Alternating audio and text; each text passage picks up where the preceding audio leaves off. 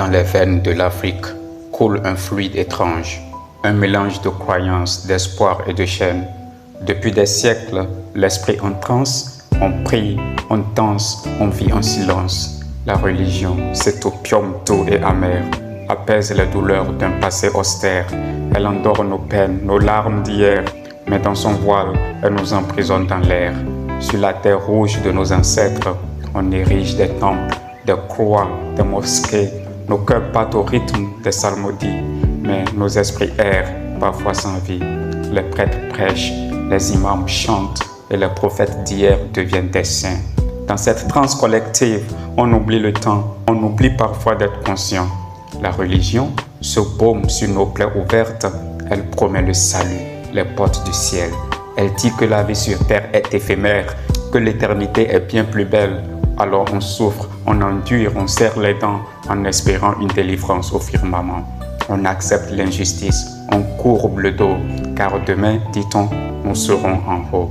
Mais à quel prix ce rêve doré nous garde-t-il enchaînés dans l'obscurité? La religion se voile sur nos yeux, cache-t-elle la vérité de nos cieux? Les maîtres de la foi manipulent les cœurs, ils façonnent nos esprits, ils cultivent nos peurs. Et dans cette transe spirituelle, sommes-nous encore libres ou captifs des ritournelles?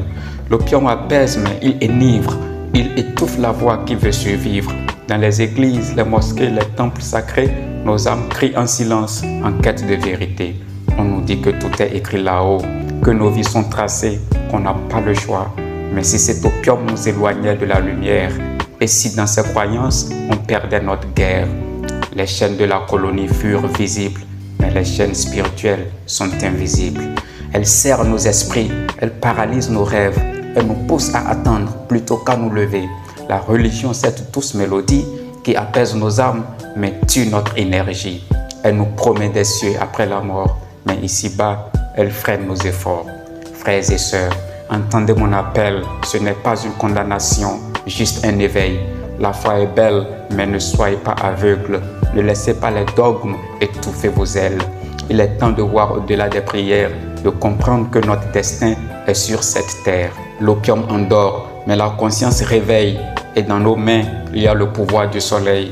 La religion, oui, elle peut nous guider, mais elle ne doit pas être notre seule clé.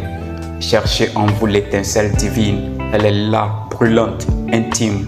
Ne laissez pas l'opium du peuple vous lier, car la vraie liberté, c'est de penser, de créer. Et dans ce monde en perpétuel mouvement, soyons acteurs de nos propres fondements.